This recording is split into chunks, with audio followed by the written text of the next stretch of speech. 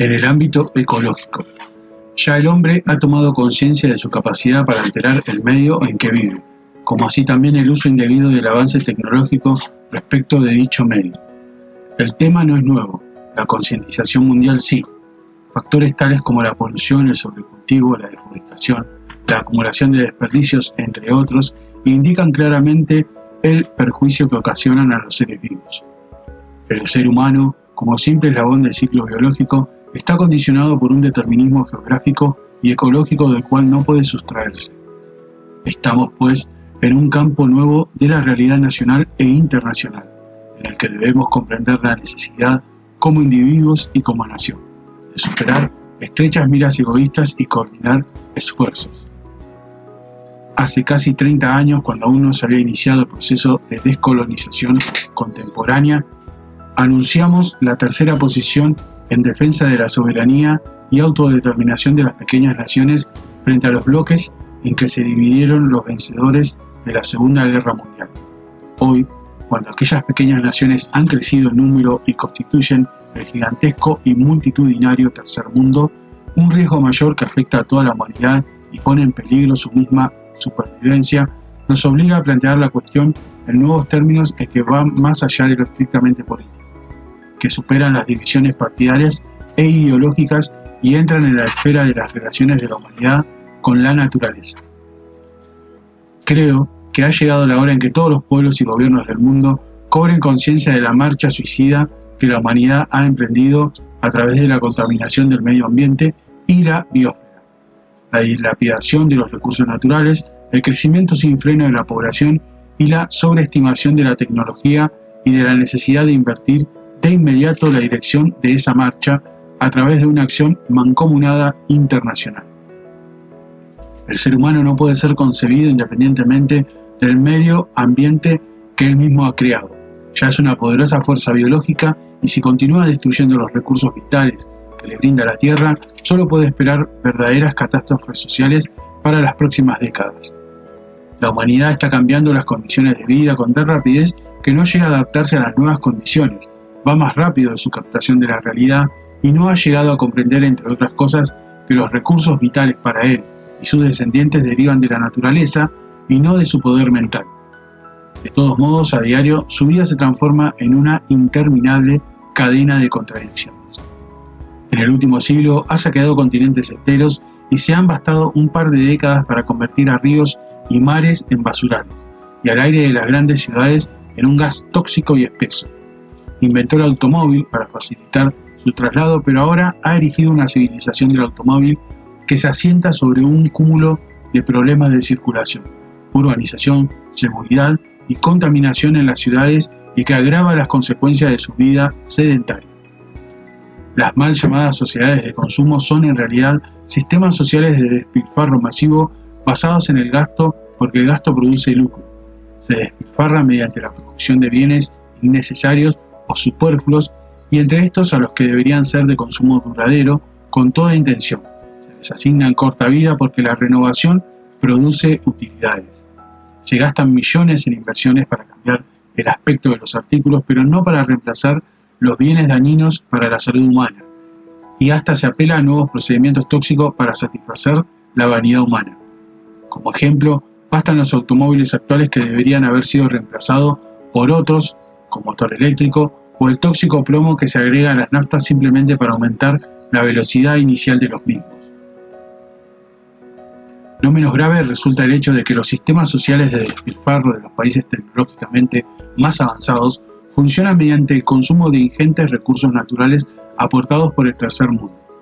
De este modo, el problema de las relaciones dentro de la humanidad es paradójicamente doble.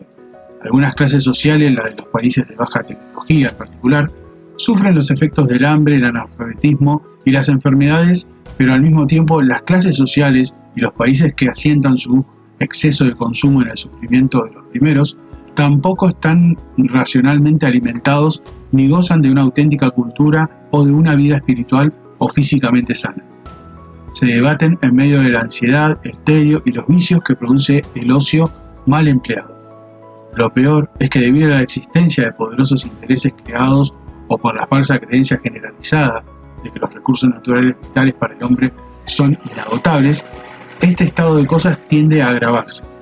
Mientras un fantasma, el hambre, recorre el mundo devorando 55 millones de vidas humanas cada 20 meses, afectando hasta a los países que ayer fueron graneros del mundo y amenazando expandirse de modo fulmíneo en las próximas décadas, en los centros de más alta tecnología se anuncia, entre otras maravillas, que pronto la ropa se cortará con rayos láser y que las amas de casa harán sus compras desde sus hogares por televisión y las pagarán mediante sistemas electrónicos. La separación dentro de la humanidad se está agudizando de modo tan visible que parece que estuviera constituida por más de una especie. El ser humano, cegado por el espejismo de la tecnología, ha olvidado las verdades que están en la base de su existencia. Y así, mientras llega a la Luna gracias a la cibernética, la nueva metalurgia, combustibles poderosos, la electrónica y una serie de conocimientos teóricos fabulosos, mata al oxígeno que respira, el agua que bebe y el suelo que le da de comer, y eleva la temperatura permanente del medio ambiente sin medir sus consecuencias biológicas. Ya en el colmo de su insensatez, mata al mar que podría servirle de última base de sustentación. En el curso del último siglo, el ser humano ha exterminado cerca de 200 especies de animales terrestres. Ahora ha pasado a liquidar las especies marinas. Aparte de los efectos de la pesca excesiva, amplias zonas de océanos, especialmente costera, ya han sido convertidas en cementerios de peces y crustáceos, tanto por los desperdicios arrojados como por el petróleo involuntariamente derramado. Solo el petróleo liberado por los buques cisternas hundido ha matado en la última década cerca de 600.000 millones de peces.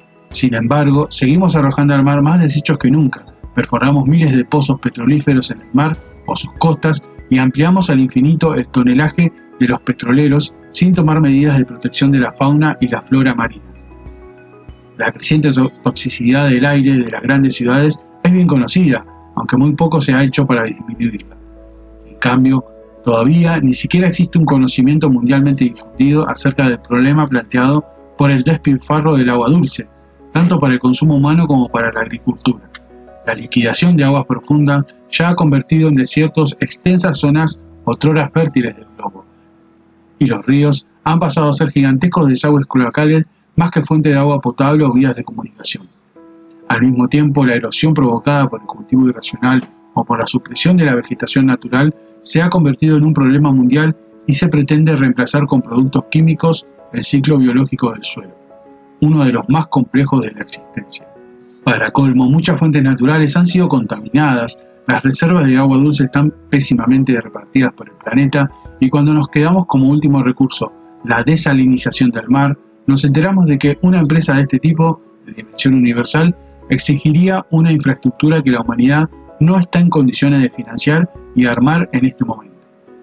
Por otra parte, a pesar de la llamada revolución verde, el tercer mundo todavía no ha alcanzado a producir la cantidad de alimentos que consume, y para llegar a su autoabastecimiento necesita un desarrollo industrial, reformas estructurales y la vigencia de una justicia social que todavía está lejos de alcanzar. Para colmo, el desarrollo de la producción de alimentos sustitutivos está frenado por la insuficiencia financiera y las dificultades técnicas. Por supuesto, todos estos desatinos culminan con una tan desenfrenada como irracional carrera armamentista que le cuesta a la humanidad 200.000 millones de dólares anuales. A este complejo de problemas creados artificialmente se suma el crecimiento explosivo de la humanidad. El número de seres humanos que pueblan el planeta se ha duplicado en el último siglo y volverá a duplicarse para fines del actual o comienzos del próximo. De continuar el mismo ritmo de crecimiento. De seguir por este camino en el año 2500, cada ser humano dispondrá de un solo metro cuadrado sobre el planeta. Esta visión global está lejana en el tiempo, pero no difiere mucho de lo que ya corresponde a las grandes urbes, y no debe olvidarse que dentro de 20 años, más de la mitad de la humanidad vivirá en ciudades grandes y medianas. Es indudable, pues, que la humanidad necesita una política demográfica. Debe tenerse en cuenta que una política demográfica no produce los efectos deseados si no va acompañada de una política económica y social correspondiente. De todos modos, mantener el actual ritmo de crecimiento de la población humana no es tan suicida como mantener el despilfarro de los recursos naturales en los centros altamente industrializados, donde rige la economía de mercado, o en aquellos países que han copiado sus modelos de desarrollo. Lo que no debe aceptarse es que la política demográfica esté basada en la acción de píldoras que ponen en peligro la salud de quienes las toman o de sus descendientes. Si se observan en su conjunto, los problemas que nos plantean y que hemos enumerado, comprobaremos que provienen tanto de la codicia y la imprevisión humanas como de las características de algunos sistemas sociales, del abuso de la tecnología, del desconocimiento de las relaciones biológicas y de la progresión natural del crecimiento de la población humana. Esta heterogeneidad de causas debe dar lugar a una heterogeneidad de las respuestas, aunque en última instancia tengan como denominador común la utilización de la inteligencia humana. A la irracionalidad del suicidio colectivo debemos responder con la racionalidad del deseo de supervivencia. Estos conceptos, que tienen su origen en reflexiones en torno al problema mundial de la ecología, son válidos también para nuestro país. Sin embargo, afortunadamente tenemos una enorme ventaja. Nuestro extenso territorio, con enormes reservas naturales aún no explotadas, nos permite albergar la esperanza de salvarnos de muchos de los peligros mencionados, a poco que evitemos cometer los mismos errores en que incurrieron las grandes naciones. De hecho, la solución no surgirá solamente de lo que revisemos en el orden interno, sino que tendrá mucho que ver con lo que hagan los demás países en la materia. Es por esto que debemos insistir denodadamente ante el mundo para que se ponga freno a esta carrera que nos llevará inexorablemente a nuestra autodestrucción. En el ámbito institucional.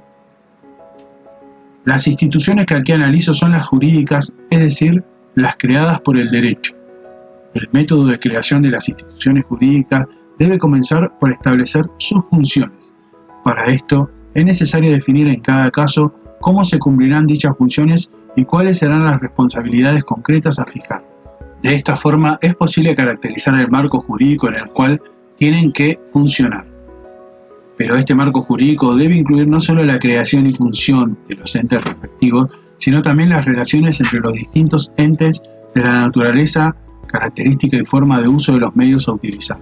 Lamentablemente, no siempre se ha trabajado con tal forma de programación institucional. En su lugar, hemos encontrado numerosos ejemplos en sentido contrario. Es decir, que se dictó la ley primero, se crearon luego los entes, se les asignaron funciones y después, en la práctica, se verificó si las funciones asignadas estaban totalmente desajustadas a lo que se quería. Este defecto metodológico tiene menor importancia en el Estado liberal, que confía principalmente en la acción privada. Por eso, la forma juridicista de crear instituciones empezando por la ley no es tan peligrosa para los designios de los conductores de este Estado. En cambio, para nuestro país el problema es diferente. Necesitamos más gobierno y más eficiencia en el mismo, puesto que los concebimos como un verdadero proveedor de servicios a la comunidad. Para ello, tiene que programar funcionando como un sistema de vasos comunicantes. En él debe eliminarse el despilfarro de recursos, porque cada recurso desperdiciado representa un servicio menos que se presta al ciudadano y al país. Por lo tanto, no podemos copiar el método juridicista que ha sido útil para el Estado liberal. El Estado liberal, mientras no tuvo necesidad de elevar al máximo nivel la eficiencia del gobierno, pudo permitirse actuar con muchas instituciones formalmente establecidas y una burocracia adecuada a sus estatutos jurídicos, pero sus servicios al país no guardaron relación con las verdaderas necesidades sociales.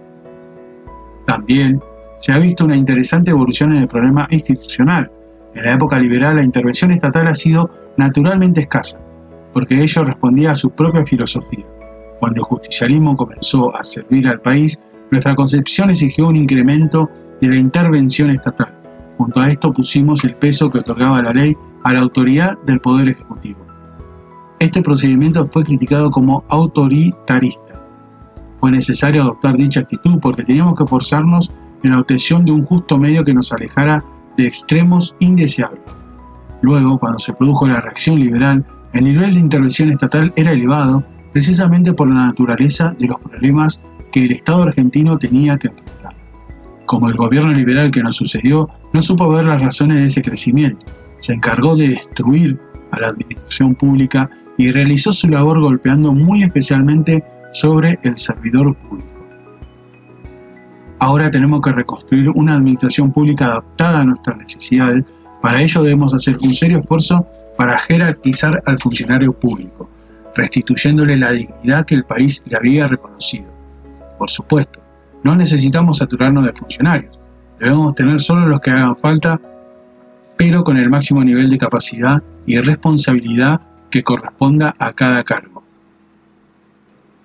Mi experiencia anterior me ha enseñado que la conducción gubernamental necesita de una administración pública vigorosa y creativa. De lo contrario, la labor de conducción no llega al ciudadano por bien inspirada que esté. Por otra parte, constituir las instituciones primero y conferirles funciones después ha dado lugar al nacimiento de burocracias que sin objetivos claros concluyen siendo un fin en sí misma y sirviendo solo a su autopreservación. Tales burocracias sirven exclusivamente para proponer lo que es viable para el gobierno de turno. Debemos procurar precisamente lo contrario, ajustar las estructuras de poder a lo que el país necesita.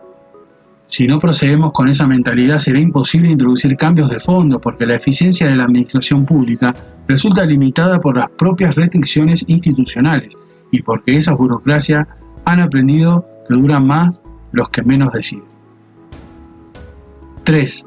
La exigencia de un modelo. Cuando caractericé al modelo argentino y expuse sus objetivos principales, quedó claro que constituye una exigencia prospectiva que debe contribuir a consolidar la patria por la que todos bregamos. Ahora es evidente además que la experiencia mundial y el propio proceso histórico argentino conducen rectamente a la misma necesidad. Volvemos entonces al comienzo de este trabajo, añadiendo al concepto de modelo y a sus objetivos la clara conciencia de su inexorabilidad histórica. A ello, debemos agregar que para elaborar con precisión un modelo argentino es conveniente una evaluación orgánica de la situación presente, lo que resulta imposible sin una perspectiva histórica. La historia no es una acumulación de etapas inconexas, sino un proceso generativo, dinámico y constante. Y ahí que, en modo alguno, puede proponerse un modelo estático y cerrado por una Argentina en constante transformación. Nuestro modelo argentino debe presentar el dinamismo de todo lo que se vincula con el devenir de un pueblo. Por esa razón, los argentinos debemos juzgar al modelo como una propuesta abierta a sucesivas correcciones, para estar en armonía con la fascinante vitalidad de la historia. En síntesis, tenemos la responsabilidad histórica de definir el país que deseamos con el propósito de abandonar las luchas internas que desgastan nuestra esperanza y nos desvían del camino por el que podemos y debemos transitar. Nuestra patria tiene todo lo necesario para que sus hijos sientan el gozo infinito de la vida. Dios nos ha brindado riquezas incalculables. Solo falta que asumamos la decisión irrevocable de realizar la empresa que nos aguarda. Cada uno de mis conciudadanos, cada grupo social y político que sienta el deber de contribuir a la grandeza del país, deberá formular su sugerencia para que este modelo sea cada vez un ideal de vida nacional.